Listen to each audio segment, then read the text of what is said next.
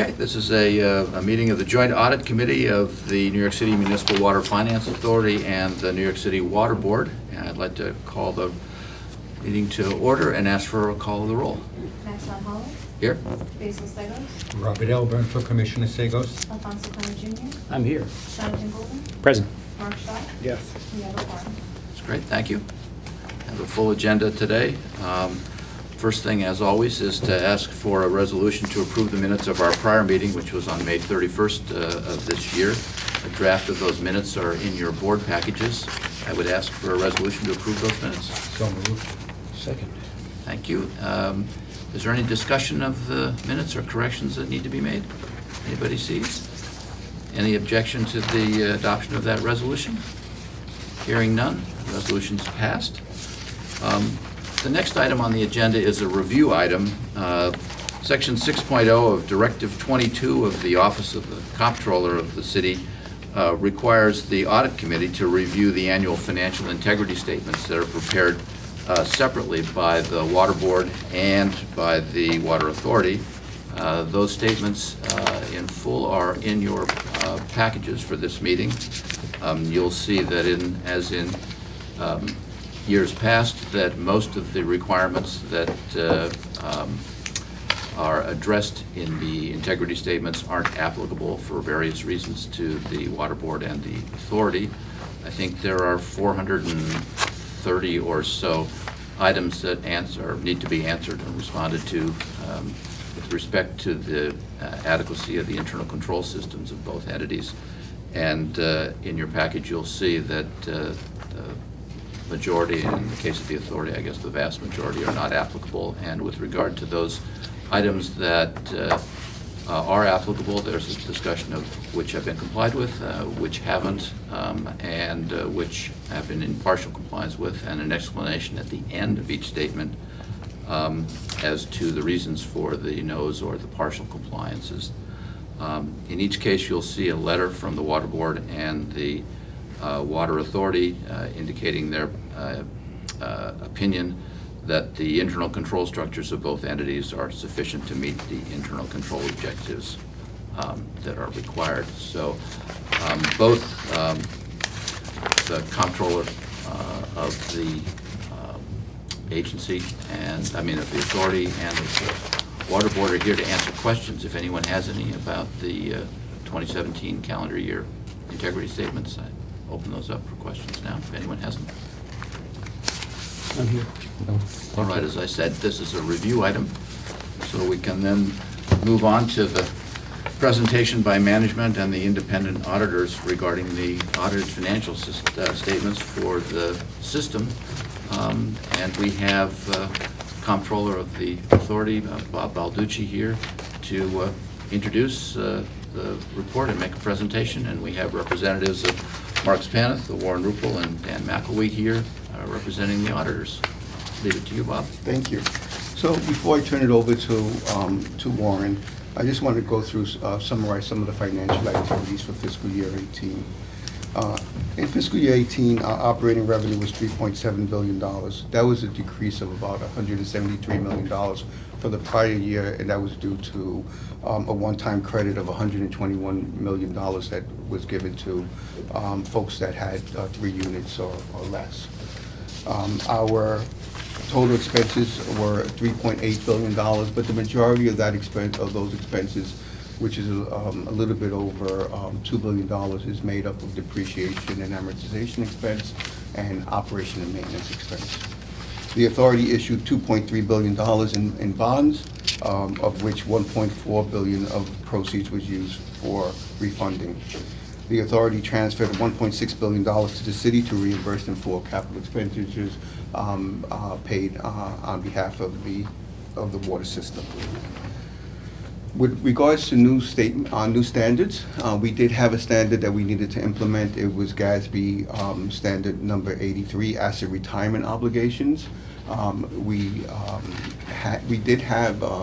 initially thought that we had an immaterial amount, but we did do a thorough review of our asset retirement obligations. And just to remind everybody, what is this asset retirement obligations? It's now a new standard that we need to review all legally enforced obligations, and those legally enforced obligations are by contract, by regulations, by court judgment. So if you buy an asset and you need to retire that asset, if there's something that comes along, a cost that comes along to retire those assets, that has to be put onto the financial statements now, which really makes sense because you really do have knowledge of it. And how we account for it is you know, is differently. What we do is we put the liability in its totality on the financial statements, and we amortize that liability from the time we recognize the liability until the time we retire it. That way you don't get a big hit at the time of retirement.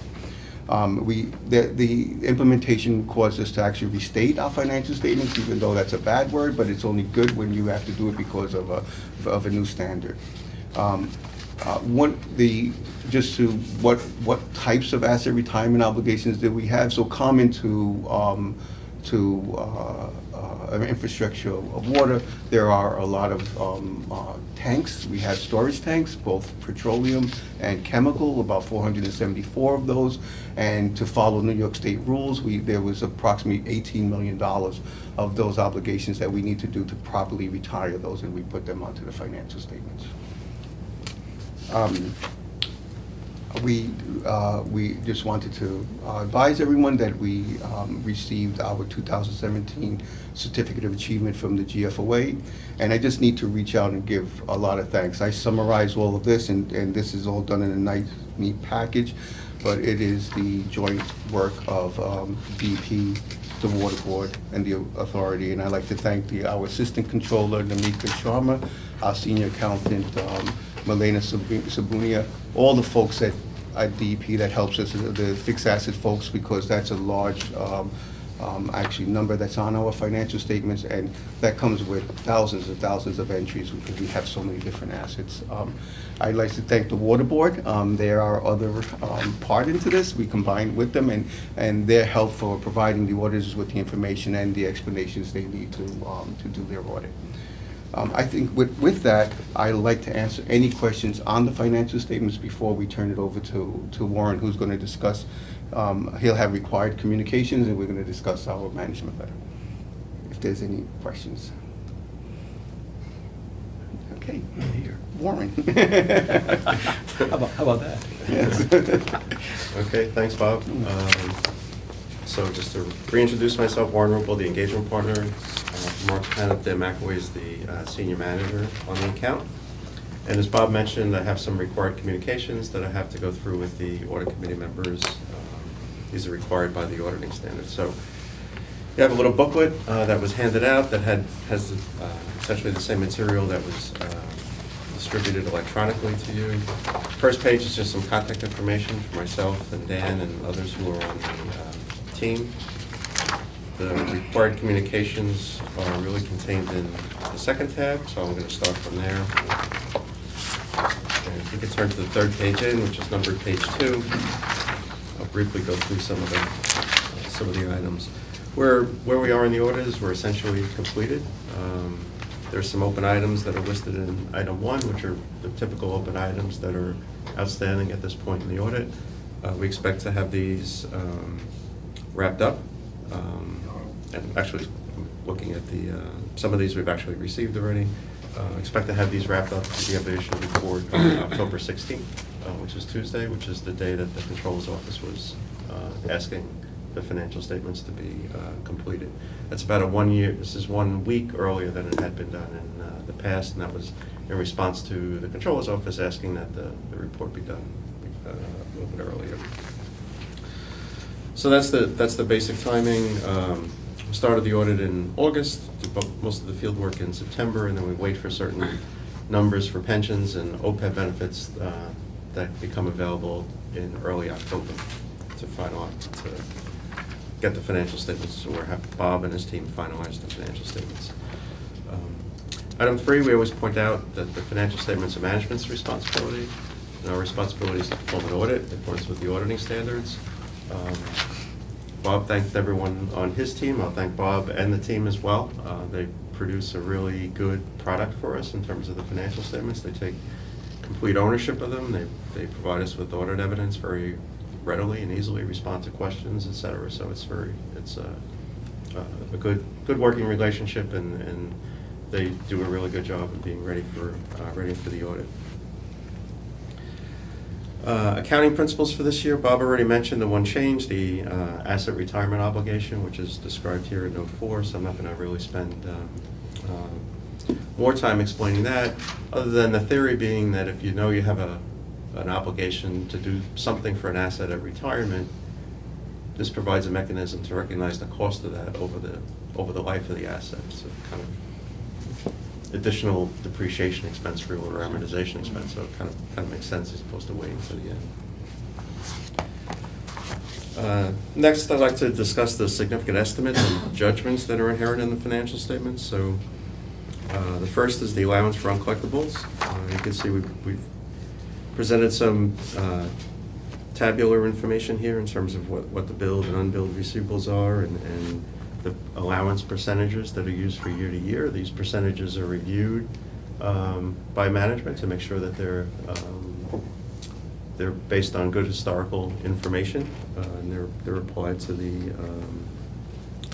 outstanding receivables based upon the collection history and the amount of time that they're outstanding. So we've reviewed all that and come to the conclusion that the estimates that are recorded are reasonable.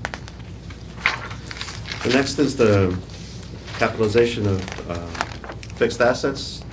So that's twofold. One is the useful lives of the assets, because that has an effect on depreciation expense. So we review those useful lives, and also the process of transferring costs from construction in progress into fixed assets is something that we take a look at to make sure that those costs are being transferred as the assets are being placed into service, and we had no issues with that. Next is you have some interest rate swap agreements that are reported at fair value, so we look at the calculations that are used to determine the fair value, and we found those to be reasonable as well. Pollution remediation obligations, again, there's certain triggering events for when you need to recognize the liability to remediate pollution or contaminants, so that there's an estimate prepared of what those actual obligations are for instances where those triggering events have occurred. So we've reviewed them and also found those to be reasonable. So we're going to talk about asset retirement obligations again. So because that's really an estimate. So there's a process that Bob and his team and others went through to identify any potential areas that would result in asset retirement obligations. So the oil tanks and lease space, as Bob mentioned, were the areas that were identified, and the appropriate costs were accumulated and they were recorded. So we've reviewed those calculations and found them to be reasonable. And as Bob said, the prior year financial statements were restated for relatively, given the size of your balance sheet, not that big of an amount, but it was thought to be a better practice to go back and restate the prior year financial statements as opposed to recording the whole thing as an expense in the current year, or change in the current year. Next item, so I guess we have asset retirement obligations. These are the employee retirement obligations, pension benefits. Pension benefits and OPEB expense, so I can kind of cover at the same time. You have relatively few employees, so these are more like interesting estimates as opposed to significant estimates, because they really don't have a big impact on the financial statements. But these are calculations that are done by the city's Office of the Actuary, and the information is provided to the system. We review those actuarial calculations for consistency, et cetera, and we found them to be at reasonableness, and we found them to be reasonable. So those are the significant estimates and judgments. We didn't have any adjusting journal entries resulting from the audit, which is very good. There were also no adjustments that were not recorded because they were deemed to be immaterial. No significant issues discussed. Obviously, we talked about the asset retirement obligation implementation, but that was just normal discussions. So no other significant issues are discussed, no disagreements, no more difficulties in performing the audit, which I already mentioned. We didn't detect any fraud or illegal activities to call to your attention, and we had no material weaknesses in internal control or significant deficiencies in internal control, as those terms are defined in the auditing standards. So we have actually no comments related to, or management letter comments related to the financial statement audit. So we have a one-page letter in here that says that there are no material weaknesses in internal control. We do have some, we do also do a technology review as part of our audit. That letter is not in here because that's going to be reviewed at a subsequent audit committee date. But the draft of the letter has no new recommendations and only has some old recommendations that have been cleared and some prior year recommendations that are still require attention. So that draft is being reviewed by the IT folks, and we'll have that issued and discussed at a later meeting. Are those, just, sorry to interrupt, are those issues, and generally speaking, citywide issues, or are they specific to? They're to ours? specific. They're specific. Thank you. I just wanted to address a request from the Joint Audit Committee on Cybersecurity. We had said we were going to do a presentation along with DP on cybersecurity. We think that it'll be best to do it at our next meeting, since we have an IT management letter and they did do an observation on cybersecurity. We'll do that presentation along with the auditor's review at our next meeting, if that's okay. The only problem is that next meeting, I think is going to be May of next year. So if you want to, we can, it's up to, you can discuss it. If you want to have it sooner, we can have it earlier. It's up to you. If there are no current cybersecurity issues, you're not dealing with anything now, Right. and you don't, I mean, nobody can foresee those, so I guess you could run into one tomorrow. But I'm happy to wait until May. I concur. Okay. Okay. We just wanted to make sure we got back to you and to address What do you your think, John? request. I'd like to look at the draft letter Sure. before rendering any Fair enough. Sure. view So on that. I think we're going to send along the management letter, since there are no cited weaknesses, only the recommendations on IT, electronically like we did last year. And once you receive that letter, then you can get some feedback on how we want to plan for the presentation. Thank you. I was also going to suggest that we may want to have a presentation along those lines, of course, depending on schedules and what's in that letter to the water board itself, because there may be other folks who have an interest in those issues. That's a fine idea. And we have Good meetings, idea. and we have meetings before May, obviously, so. Yeah. I would love to us meet more than twice a year anyhow, so. We miss you.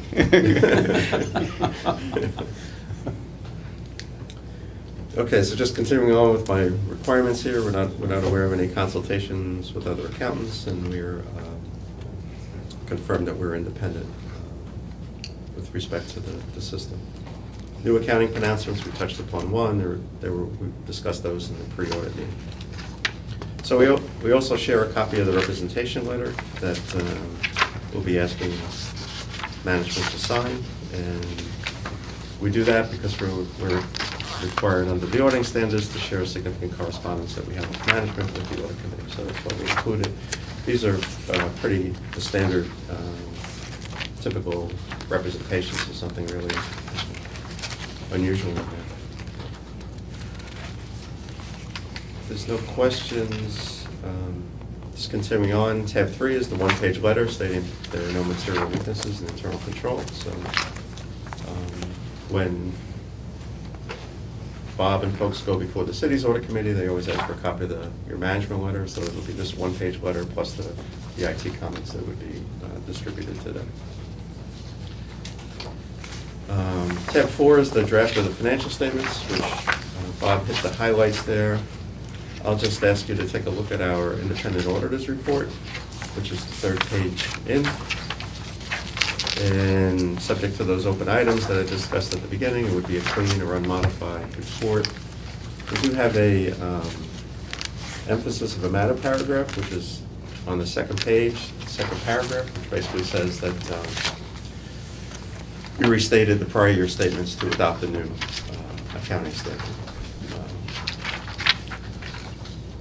Probably, given the size of the amount that was reported, may not have had to have that paragraph, but we thought it was prudent, given that you did the restatement, to include that. And I'm sorry, not to interrupt, I just wanted, while we're on that financial statement, just to remind the folks that we did have some edits, and we gave the black line edits, we distributed them. So what you received last year, last week, or what's in that book is, these are the minor changes. Okay. Okay, thanks, Bob. So, I didn't have any other comments on the financial statements.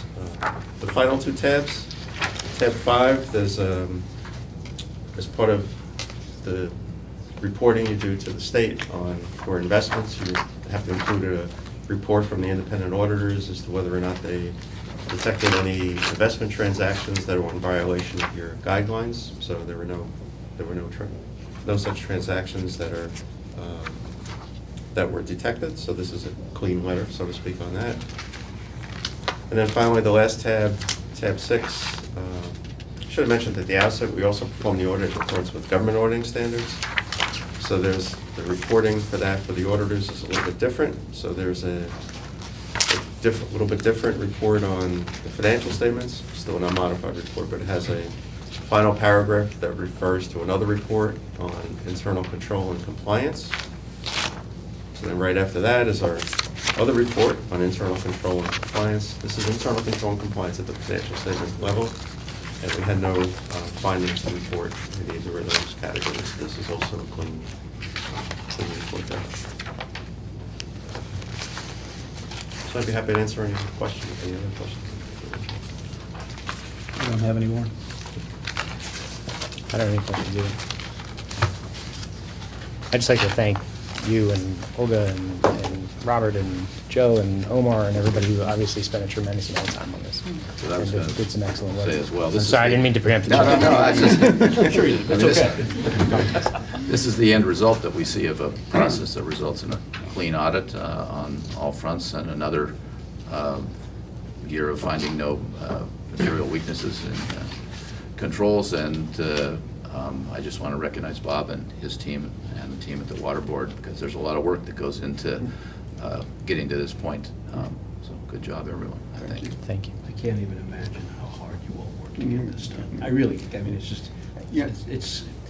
there's so many moving parts, and you've got to sort of snapshot them, and then make sure that after the snapshot, nothing happens that would actually change what's already occurred, change the review of what's already occurred. And admittedly, I have to tell you, this year has been a very good year as our staff matures into the job. Sure, We've sure. done, everyone has just contributed very well to this.